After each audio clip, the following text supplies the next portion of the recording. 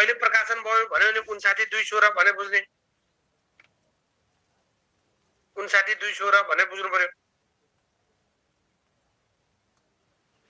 अब यसको चाहिँ 8औं संशोधन 71-29 मा भएको रहेछ, 8औं संशोधन।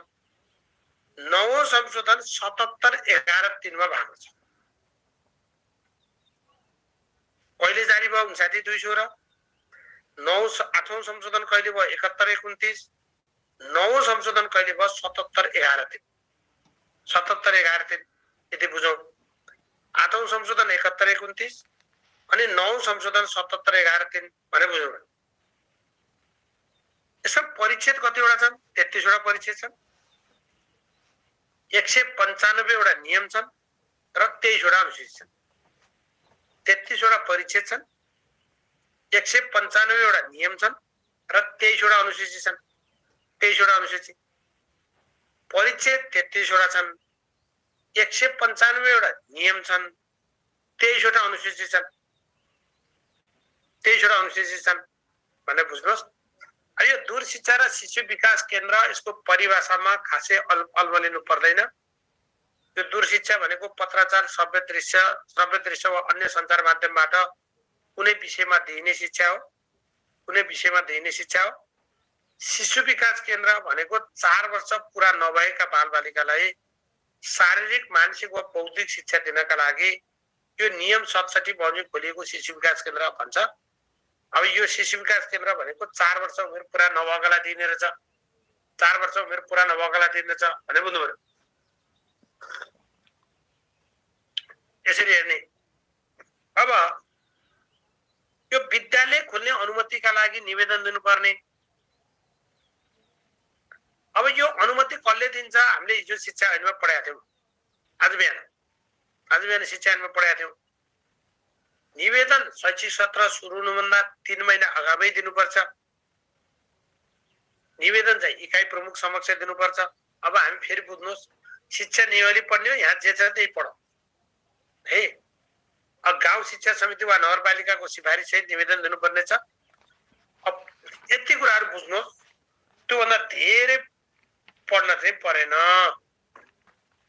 3 महिना अगावै निवेदन दिने, इकाइ प्रमुख समक्ष भनेर बुझौं, भइहाल्छ यसमा। यो अनुमतिको कुरा हामीले बिहान पढेका थियौं। आधारभूत विद्यालयको अनुमति इकाइ प्रमुखले, माध्यमिक विद्यालयको निर्देशकले। यदि विद्यालयको अनुमति, स्वीकृति, समायोजन, नक्साङ्कन लगायतका कुरा भन्यो भने गाउँ वा नगरपालिकाले। त्यो हामीलाई उदाहरण सोधेछ भनेर बुझ्नु पर्यो। आधारभूत विद्यालय भनेर सोधेछ भने हामी आधारभूत विद्यालयको कुरा,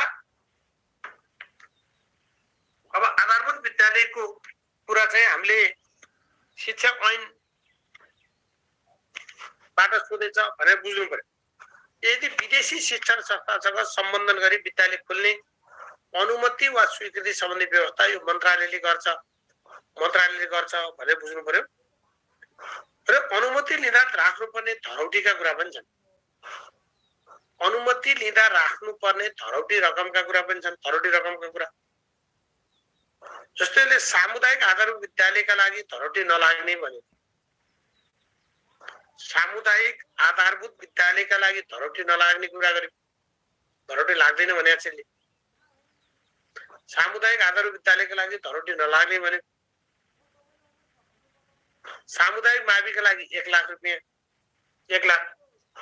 सामुदायिक माविका लागि 1 लाख धरौटी राख्ने। सामुदायिक आधारभूत विद्यालयका लागि धरौटी नलाग्ने। संस्थागत प्राविका लागि 50,000, निम्न माध्यमिकका लागि 1,50,000 र माध्यमिक तहका लागि 2 लाख रुपैयाँ। संस्थागत प्राविका लागि 50,000, निम्न माध्यमिकका लागि 1,50,000 र माध्यमिकका लागि 2 लाख रुपैयाँ। 2 लाख रुपैयाँ धरौटी राख्नुपर्ने रकम हो। यसरी बुझ्नु पर्यो।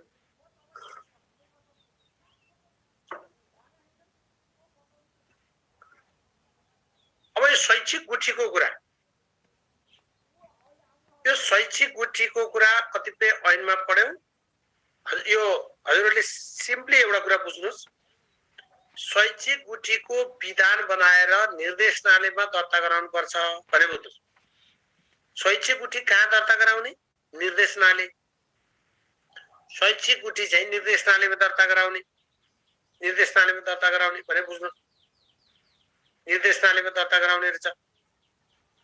अब अरु कुरा हामीले बिहानै पढिसकेका छौँ। निजी र सार्वजनिक गरी दुई किसिमका हुन्छन्। निजी शैक्षिक गुठीमा कम्तीमा 3 जना, सार्वजनिक शैक्षिक गुठीमा कम्तीमा 5 जना सदस्य हुन्छन् र शैक्षिक गुठीमा प्रतिनिधित्व गर्ने सरकारी प्रतिनिधि शिक्षा विकास तथा समन्वय इकाइबाट तोकिनेछ भनेको छ। इकाइबाट तोकिन्छ। सिम्पली बुझ्नुहोस्, 5 जना र 3 जनाको कुरा बिहान पढेमा हामीले ऐनमा। शैक्षिक गुठीको विधान, शैक्षिक गुठी कहाँ दर्ता गर्नुपर्छ भन्यो भने निर्देशनालयमा भनेर बुझ्नुहोस्। यसमा चाहिँ पुगिहाल्छ। अब विद्यालयको लेखा परीक्षणको सन्दर्भमा 3टा कुरा बुझ्ने, 1 2 3 4 कुरा। विद्यालयको लेखा परीक्षक सिफारिस गर्ने काम कसले गर्छ भन्यो भने विद्यालय व्यवस्थापन समितिले। विद्यालयको लेखा परीक्षकको सिफारिस गर्ने काम कसले गर्छ? विद्यालय व्यवस्थापन समितिले गर्छ, कम्तीमा 3 जनाको। विद्यालयको लेखा परीक्षकको सिफारिस गर्ने काम विद्यालय व्यवस्थापन समितिले गर्छ, कम्तीमा 3 जनाको गर्छ। कम्तीमा 3 जनाको गर्छ। अब लेखा परीक्षकको नियुक्ति गर्ने काम कसले गर्छ भन्यो भने इकाइ प्रमुखले गर्छ। लेखा परीक्षकको नियुक्ति गर्ने अथवा लेखा परीक्षक तोक्ने काम कसले गर्छ? इकाइ प्रमुखले गर्छ। इकाइ प्रमुखले गर्छ।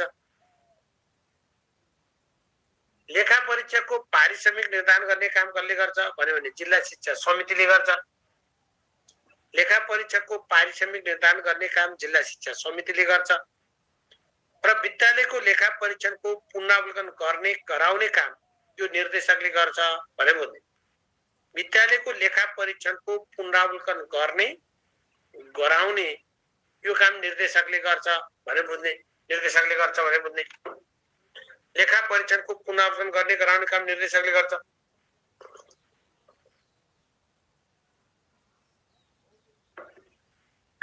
लेखा परीक्षणको पुनरावलोकन गर्ने गराउने काम निर्देशकले गर्छ भने बुझौं।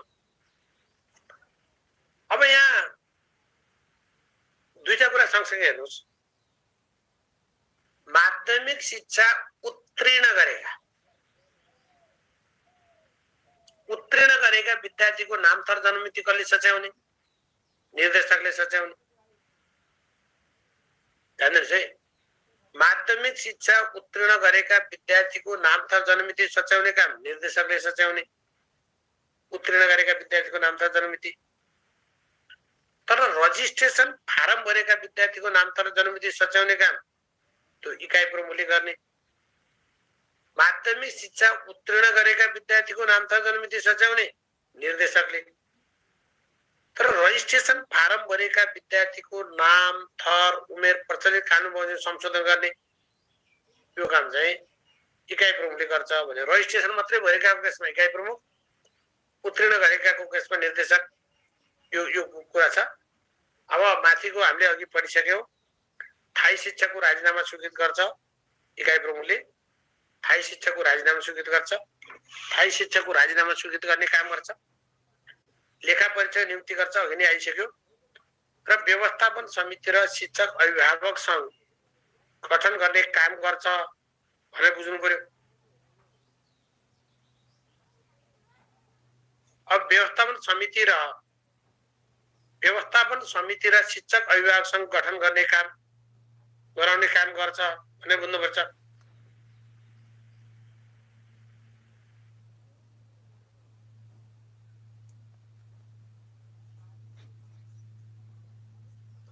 अब यो हिसाबले बुझौं इकाइ प्रमुखको काम। अब यो निरीक्षकको काम कर्तव्यमा तपाईं हामीले बुझ्ने कुरा जम्मा दुईटा कुरा मात्रै बुझे हुन्छ। एउटा शिक्षकलाई तालिमका लागि सिफारिस गर्ने,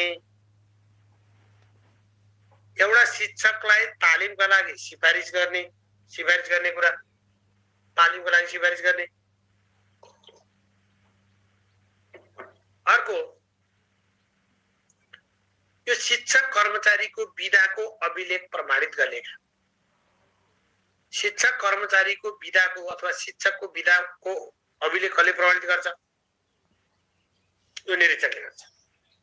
विधाको अभिलेख प्रमाणित गर्छ, शिक्षकलाई तालिमका लागि सिफारिस गर्छ भन्ने बुझ्नु पर्यो है। यसरी हेरौं। अब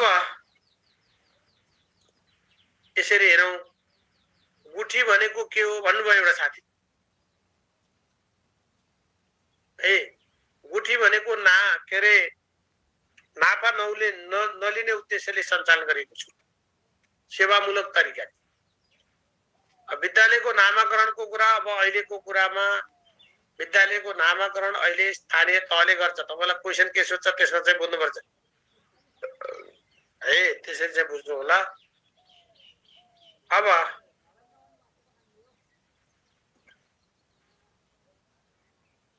शिक्षकलाई तालिमको लागि सिफारिस गर्ने काम गर्छ, विधाको अभिलेखको कुरा गर्छ भन्छ यसले। अब जिल्ला शिक्षा समितिको कुरा, यो जिल्ला शिक्षा समितिको बैठक सामान्यतया महिनामा एकचोटि बस्ने भन्छ, महिनामा एकचोटि बस्ने भन्छ। अब गणपूरक संख्याको लागि 50% सदस्य चाहिन्छ। अब यसको काम हामीले बिहान शिक्षा ऐनमा पनि पढेको, यसले विद्यालय बन्द गर्ने सम्बन्धमा स्वीकृति दिँदछ। अब नेपाल सरकारले जिल्ला शिक्षा समिति विघटन गर्न सक्छ भनेर बुझ्नु पर्यो। अब यसमा बुझौं, गाउँ शिक्षा समितिको काम गर्ने अधिकार के हुन्छ त भन्यो भने एक दुईवटा कुरा ख्याल गर्नुहोस्। कम्तीमा प्राथमिक शिक्षासम्मको अध्ययन गराउन प्रोत्साहन गर्ने काम गर्दछ। बालबालिकालाई कम्तीमा प्राथमिक शिक्षासम्मको अध्ययन गराउन प्रोत्साहन गर्ने काम गर्दछ। प्राथमिक शिक्षासम्मको अध्ययन गराउन प्रोत्साहन गर्ने काम गर्दछ यसले।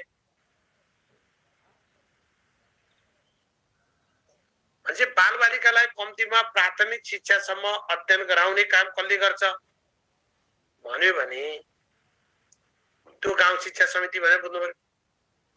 कम्तीमा प्राथमिक शिक्षासम्मको अध्ययन गराउन प्रोत्साहन गर्ने काम गर्दो रहेछ भनेर बुझौं।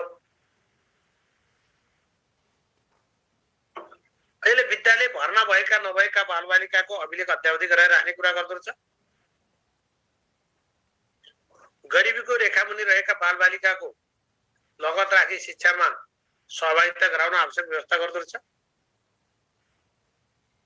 गाउँ शिक्षा योजना बनाई गाउँ परिषदबाट स्वीकृत गराई कार्यान्वयन गर्ने काम गर्दो रहेछ। गाउँ शिक्षा योजना बनाई गाउँ परिषदबाट स्वीकृत गराई कार्यान्वयन गर्ने काम गर्दो रहेछ। गाउँ शिक्षा योजना बनाएर गाउँ परिषदबाट स्वीकृत गराएर कार्यान्वयन गर्ने गराउने काम गर्दो रहेछ।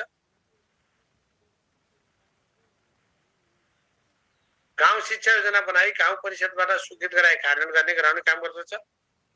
अर्को विद्यालयको नक्साङ्कन समेतलाई विचार गरी विद्यालय स्थापना गर्न सिफारिस गर्ने कुरा त यो हामी हेरिसकेका छौं। स्कुलको स्थापनाको सिफारिस गर्ने कुरा शिक्षा नियमले अनुसार यसरी हेर्नु पर्यो।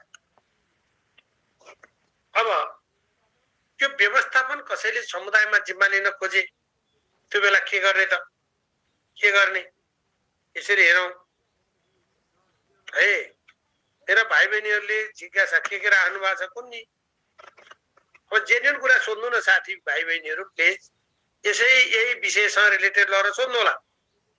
तपाईहरुको मैले जिज्ञासा हेरे विद्यालयको नामाकरणको स्वीकृति भन्नुभएको छ, त्यो अब स्थानीय तह आयो भने स्थानीय तहले गर्छ भन्ने कुरा बुझ्नु, नत्र मन्त्रालयले बुझ्छ।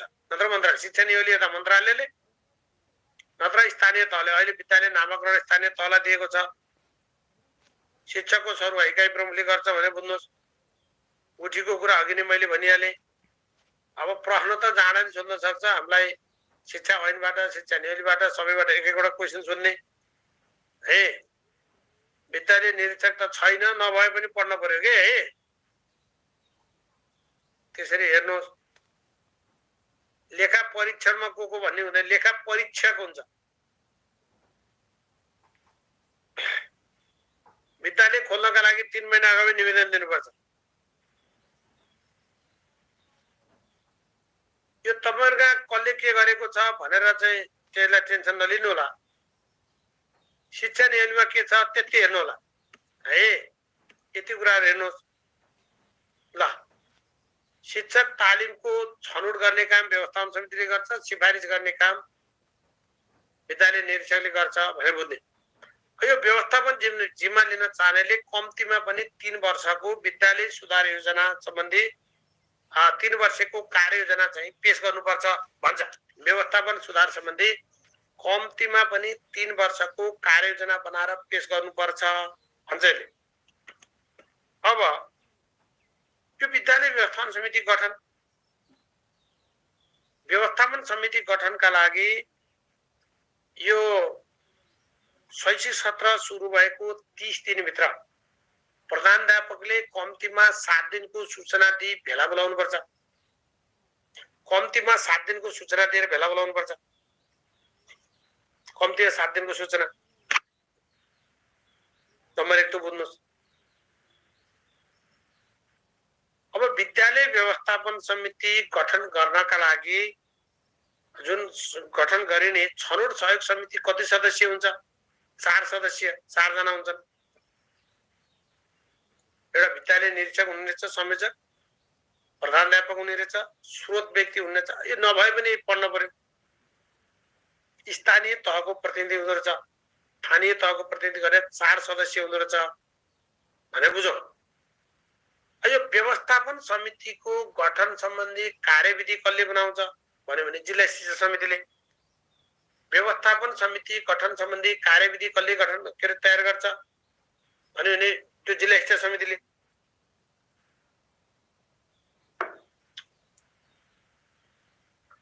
अब व्यवस्थापन समितिका सदस्यको राजीनामा अध्यक्षले स्वीकृत गर्ने। व्यवस्थापन समितिका सदस्यको राजीनामा अध्यक्षले स्वीकृत गर्ने। अध्यक्षको राजीनामा व्यवस्थापन समितिले स्वीकृत गर्ने भन्छ नि। सदस्यको राजीनामा अध्यक्षले, अध्यक्षको राजीनामा व्यवस्थापन समितिले स्वीकृत गर्ने भन्यो। यो व्यवस्थापन समितिका काम के छन् त? काम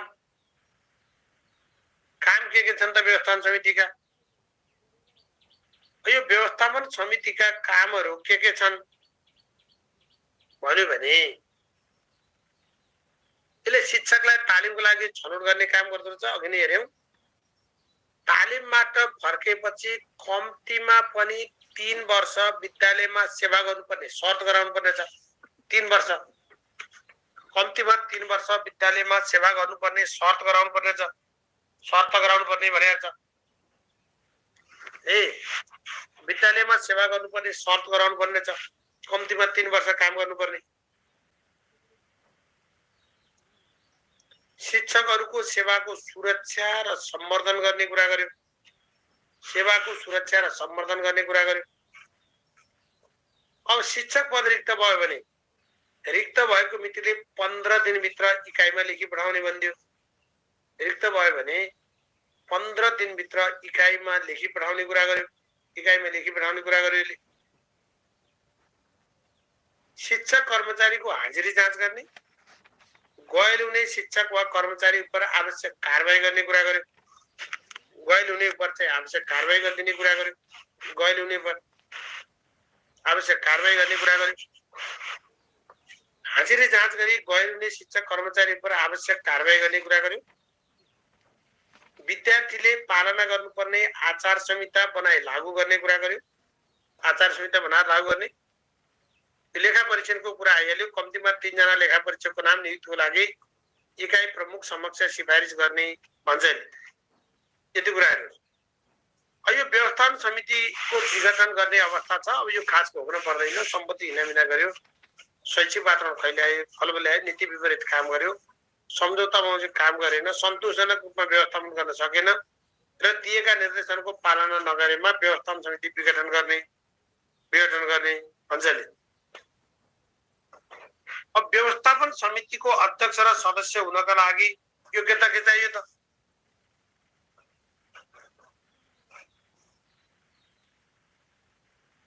यसमा हामीले खासै पढ्न पर्ने कुरा छैन।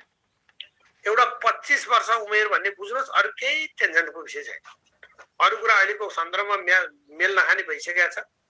अध्यक्षको सन्दर्भमा 25 वर्ष उमेर चाहिन्छ भन्ने बुझ्नुहोस्, अरु चाहिँ हामीलाई टेन्सन लिन पर्दैन। व्यवस्थापन समितिको अध्यक्ष र सदस्य हुनका लागि उमेरको हिसाबले 25 वर्ष पुरा भएको हुनुपर्छ भनेर बुझ्नु पर्यो।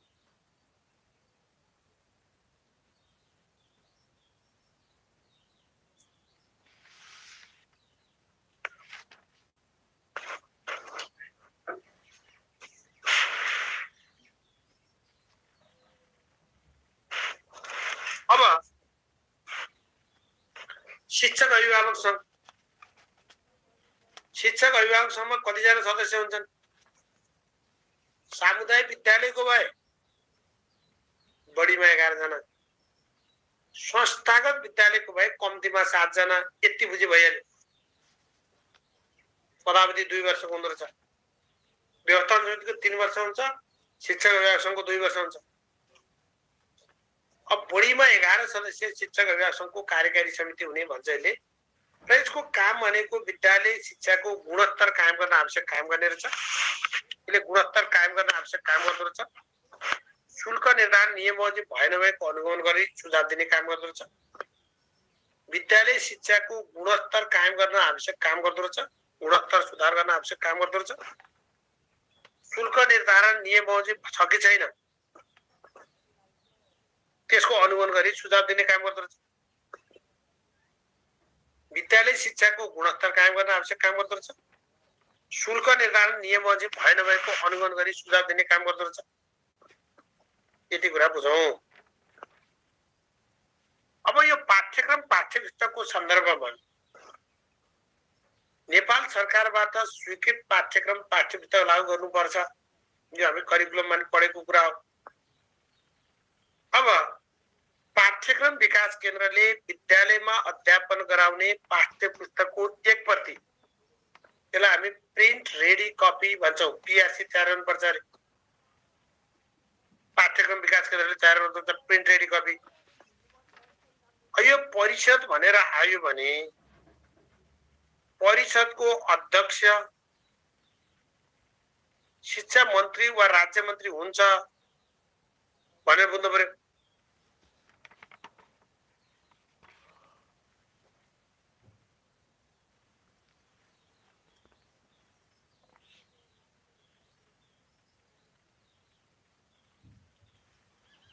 शिक्षा मन्त्री वा राज्य मन्त्री हुन्छ भनेर बुझ्दिने। शिक्षा मन्त्री वा राज्य मन्त्री हुन्छ। यसमा सदस्य संख्या 17 जना हुँदो रहेछ। परिषद भनेपछि शिक्षा मन्त्री वा राज्य मन्त्री 17 जना हुँदो रहेछन्। पाठ्यक्रम विकास केन्द्रको महानिर्देशक, कार्यकारी निर्देशक, यसको सदस्य सचिव हुँदो रहेछ। सदस्य सचिव हुँदो रहेछ। पाठ्यक्रम पाठ्यपुस्तक निर्माण गर्ने सम्बन्धमा नीति निर्धारण गर्दो रहेछ। यसले नीति बनाइदिँदो रहेछ। पाठ्यक्रम पाठ्यपुस्तक स्वीकृति गर्न नेपाल सरकार समक्ष पेश गर्दो रहेछ। नेपाल सरकार समक्ष पेश गर्ने काम गर्दो रहेछ। पाठ्यक्रम पाठ्यपुस्तक स्वीकृति गर्न नेपाल सरकार समक्ष पेश गर्ने काम गर्दो रहेछ। थप पाठ्य सामग्री तथा पाठ्य पुस्तकको सूची चाहिँ स्वीकृत गर्दो रहेछ। सूची स्वीकृत। पाठ्यक्रम पाठ्यपुस्तक निर्माण गर्ने सम्बन्धमा नीति बनाउँदो रहेछ। अनि पाठ्यक्रम पाठ्यपुस्तक स्वीकृत गरेर नेपाल सरकार समक्ष पेश गर्दो रहेछ। थप पाठ्य सामग्री तथा पाठ्य पुस्तकको सूची स्वीकृत गर्दो रहेछ। थप पाठ्य सामग्री तथा पाठ्य पुस्तकको सूची के गर्छ? स्वीकृत गर्छ भनेर बुझौं। यो थप पाठ्य सामग्रीको कुरा कसरी बुझ्ने त? कसरी बुझ्ने? यो विद्यालयले निवेदन दिने इकाइमा, विद्यालयले इकाइमा निवेदन दिने। फेरि यसलाई बुझ्नुहोस्। विद्यालयले नेपाल सरकारबाट स्वीकृत पाठ्य पुस्तक बाहेक थप पाठ्य सामग्री लागू गर्नु पर्यो भने त्यो अनुमतिको लागि कहाँ निवेदन दिनुपर्छ भन्दा इकाइमा। इकाइ प्रमुखले स्कुललाई अनुमति दिन स्वीकृत गर्दछ। तर त्यस्तो पाठ्य सामग्री पाठ्यक्रम विकास केन्द्रले पब्लिश गरेको अथवा सूचीमा चाहिँ परेको हुनुपर्ने छ। अब ऐच्छिक विषयको स्वीकृति चाहिँ इकाइ प्रमुखबाट लिने भन्छ। विद्यालयले अध्यापन गराउने जुन ऐच्छिक विषय छ त्यो ऐच्छिक विषयको स्वीकृति चाहिँ इकाइ प्रमुखबाट लिने भन्छ। इकाइ प्रमुखबाट लिने भन्छ। ऐच्छिक विषयको स्वीकृति इकाइ प्रमुखबाट लिने। ऐन विपरीत पाठ्यक्रम तथा पाठ्यपुस्तक प्रयोग गरेमा प्रधानाध्यापकलाई इकाइ प्रमुखले ऐन बमोजिम कारबाही गर्ने भन्छ। अब यो मान्यता तथा समकक्षता निर्धारण समिति, यसलाई बुझ्नुहोस्।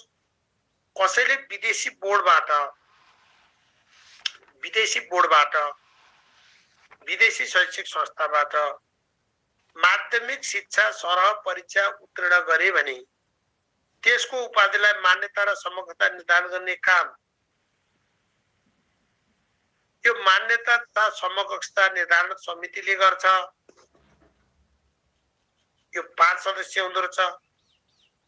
अब यसको सदस्य सचिव पाठ्यक्रम विकास केन्द्रको महानिर्देशक हुँदो रहेछ। महानिर्देशक हुँदो रहेछ। अब यसको अध्यक्ष विद्यालय शिक्षा महाशाखा शिक्षा मन्त्रालयको सहसचिव हुँदो रहेछ।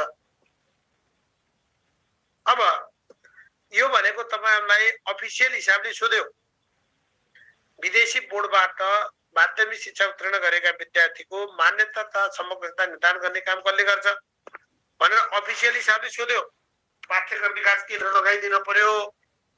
समितिको हिसाबले सोध्यो, मान्यता तथा समकक्षता निर्धारण समिति। यसलाई हामीलाई अफिसियल हिसाबले सोध्छ।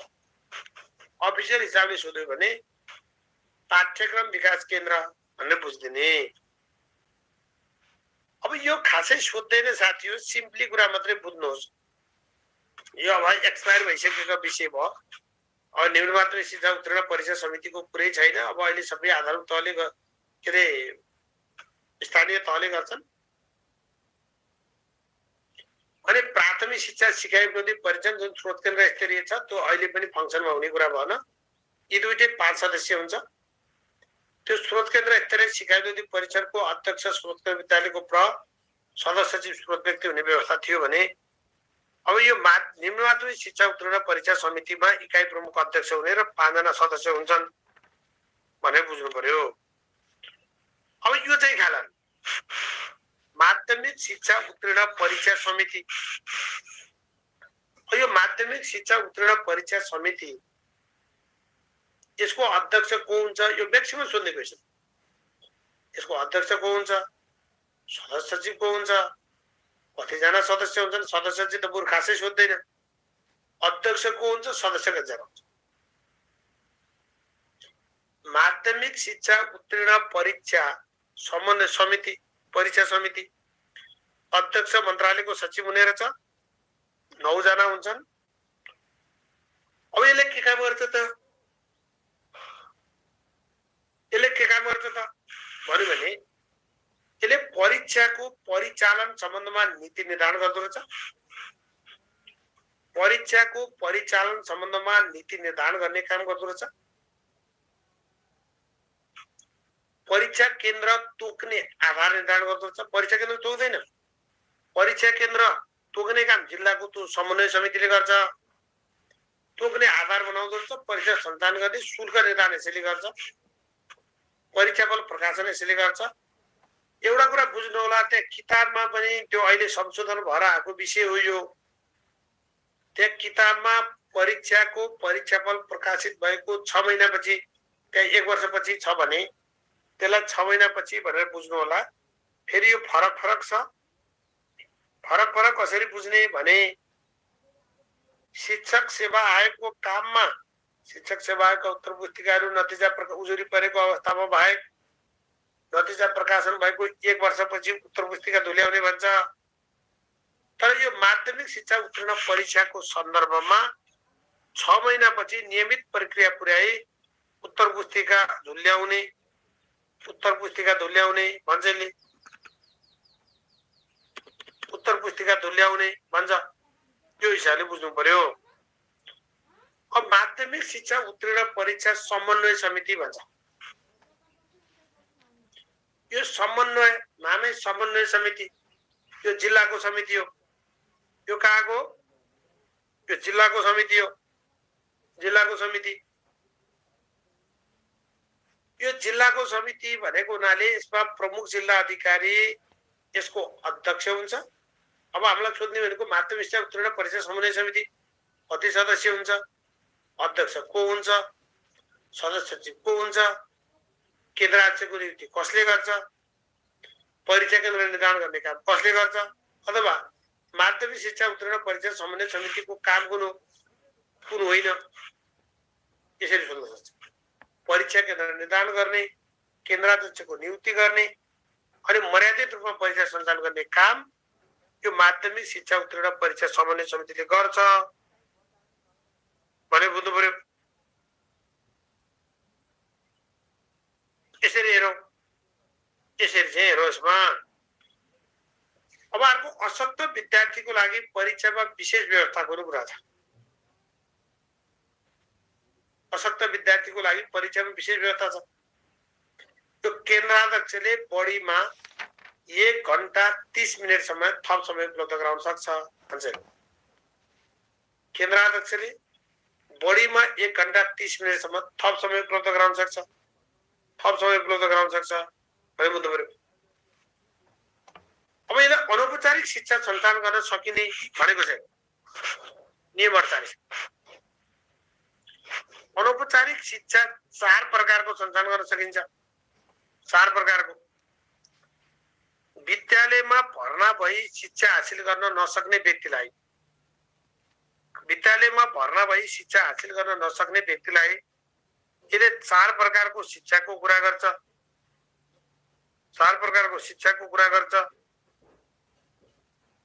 4 प्रकारको शिक्षाको कुरा गर्छ यसले। एउटा आधारभूत प्रौढ शिक्षा, साक्षरता शिक्षा। आधारभूत प्रौढ साक्षरता शिक्षा एउटा चाहिँ आधारभूत प्रौढ साक्षरता शिक्षा। अर्को साक्षरोत्तर शिक्षा, अर्को निरन्तर शिक्षा, अर्को वैकल्पिक शैक्षिक कार्यक्रम। 4 प्रकारका दिन सकिन्छ। आधारभूत प्रौढ साक्षरता 15 देखि 45 वर्ष उमेर समूहका लागि। फेरि नझुकिनुहोस्, हामी साक्षरता अभियानमा 15-60 भन्यौं।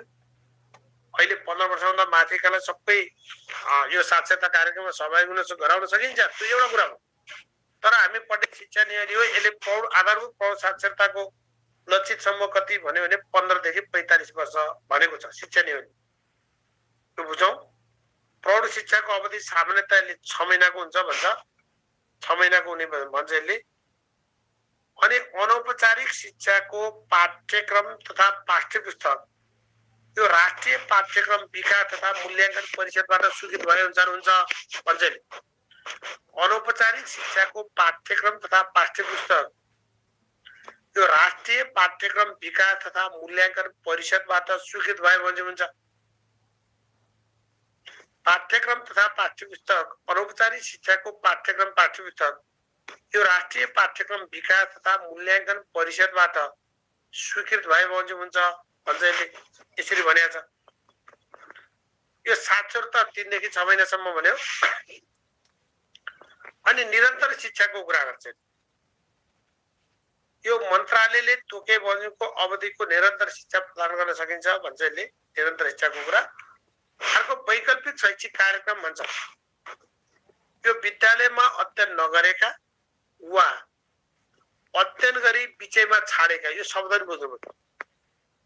विद्यालयमा अध्ययन नगरेका वा अध्ययन गरी बिचैमा छाडेका बालबालिकाका लागि यो वैकल्पिक शैक्षिक कार्यक्रम जुन विद्यालयको पाठ्यक्रममा आधारित रहेर वैकल्पिक शैक्षिक कार्यक्रम। अब वैकल्पिक शैक्षिक कार्यक्रम कसका लागि? विद्यालय अध्ययन नगरेका वा अध्ययन गरी बिचैमा छाडेकालाई भन्ने बुझ्नु पर्यो। यो वैकल्पिक शैक्षिक कार्यक्रम सञ्चालनको अनुमति इकाइबाट लिनुपर्छ। शिक्षा विकास तथा समन्वय इकाइबाट लिनुपर्छ। शिक्षा विकास तथा समन्वय इकाइबाट लिनुपर्छ भनेको छ। अब अनौपचारिक शिक्षा सञ्चालन गर्न सकिने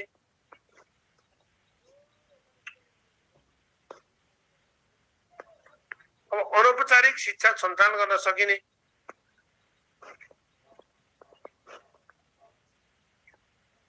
यो अनौपचारिक शिक्षा परिषदको कुरा।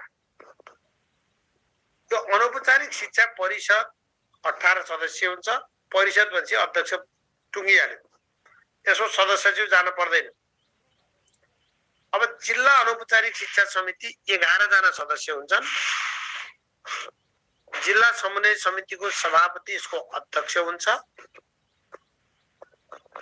र कसैले अनौपचारिक शिक्षा सञ्चालन गर्न चाहे भने जिल्ला अनौपचारिक शिक्षा समितिले त्यसको अनुमति दिन्छ भन्छ। अनौपचारिक शिक्षा सञ्चालनको अनुमति दिने काम जिल्ला अनौपचारिक शिक्षा समितिले दिन्छ भने बुझ्नु पर्यो। अब दूर शिक्षा समिति। दूर शिक्षा समिति यो दूर शिक्षा 3 किसिमका कार्यक्रममा सञ्चालन गरिनेछ। एउटा शिक्षक शिक्षा अथवा शिक्षक तालिममा, अर्को विद्यालय शिक्षामा, अर्को खुला शिक्षामा। र यो दूर शिक्षा समिति यसको अध्यक्ष शिक्षा सचिव हुन्छ। त्यो पनि धेरै सोध्ने क्वेसन हो।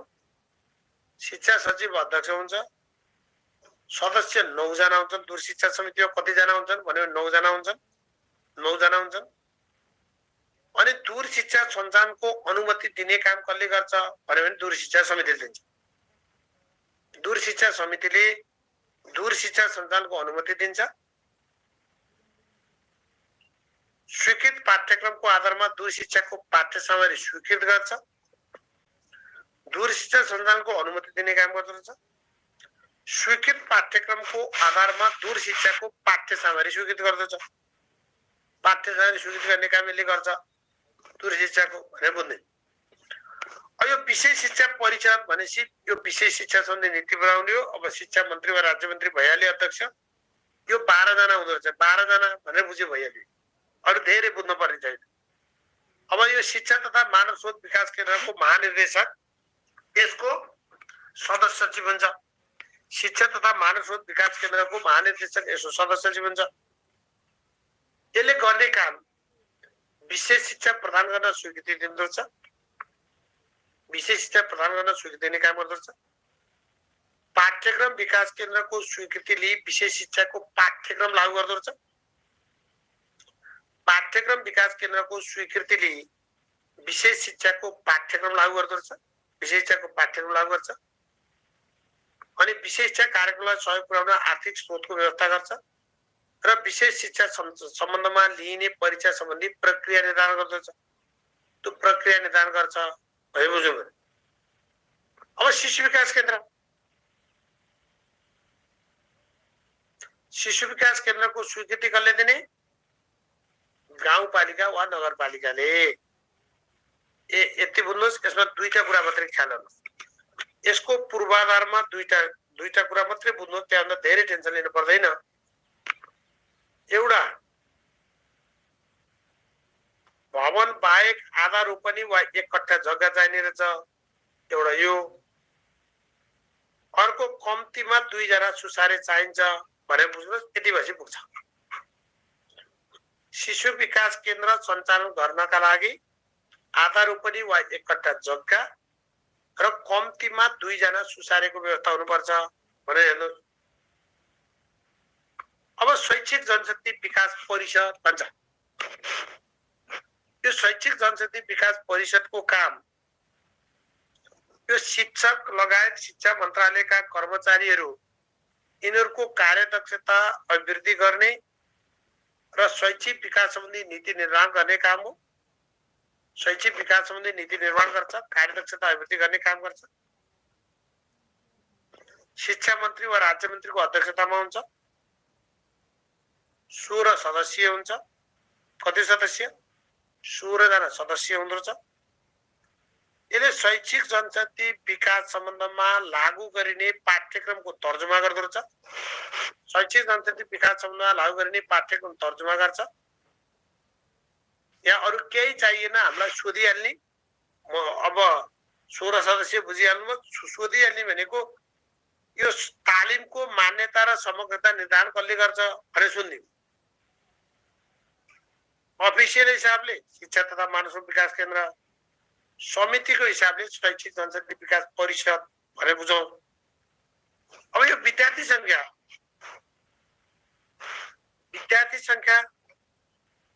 उपत्यका, तराई, पहाड र हिमाली क्षेत्रमा प्रत्येक कक्षा कति विद्यार्थी हुनुपर्छ भन्यो भने 50, 45 र 40 विद्यार्थी हुनुपर्छ।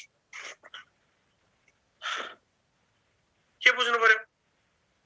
उपत्यका, तराई, पहाड र हिमाली क्षेत्रमा प्रत्येक कक्षा विद्यार्थी कति हुनुपर्छ? 50, 45 र 40। तर कुनै कक्षामा तोकिए भन्दा बढी विद्यार्थी भयो भने व्यवस्थापन समितिको अनुमति लिएर त्यस्तो कक्षाको अर्को वर्ग खोल्न सकिन्छ। यदि तोकिए भन्दा बढी विद्यार्थी छन् भने व्यवस्थापन समितिले अर्को वर्ग खोल्न अनुमति दिन्छ भन्छ। संस्थागत विद्यालयको हकमा न्यूनतम 22, अधिकतम 44 र औसत 33 विद्यार्थी। अब हामीलाई संस्थागत विद्यालयमा कति विद्यार्थी हुनुपर्छ भन्यो भने न्यूनतम 22, अधिकतम 44 र औसत 33 विद्यार्थी भनेर बुझ्ने। दुर्गम हिमाली क्षेत्र, विकट हिमाली क्षेत्र भनेर 7 वटा जिल्ला, साबिक कर्णाली अञ्चलका 5 वटा जिल्ला र मनाङ र मुस्ताङ बुझ्नुहोस्। त्यो भएपछि चाहिँ विकट हिमाली क्षेत्रको कुरा पनि आउँछ। अब विद्यालयले शैक्षिक सत्र सुरु भएको मितिले सामान्यतया 1 महिनाभित्र नयाँ विद्यार्थी भर्ना गर्नुपर्छ भन्छ। 1 महिनाभित्र नयाँ विद्यार्थी भर्ना गर्नुपर्छ। एक शैक्षिक सत्रमा विद्यालयमा काम गर्ने दिन कम्तीमा 220 दिन हुनुपर्छ। फेरि पढाइने दिन भन्यो भने पाठ्यक्रम त सोध्छ हामी 205 दिन। एउटा शिक्षकले हप्तामा कम्तीमा पनि 24 पिरियड पढाउनु पर्छ। अनि 5 वर्ष उमेर पुरा नभएकालाई एक कक्षामा भर्ना गर्ने र 14 वर्ष उमेर पुरा नभएकालाई माध्यमिक शिक्षा उत्तीर्ण परीक्षामा समावेश गरिने छैन भन्छ।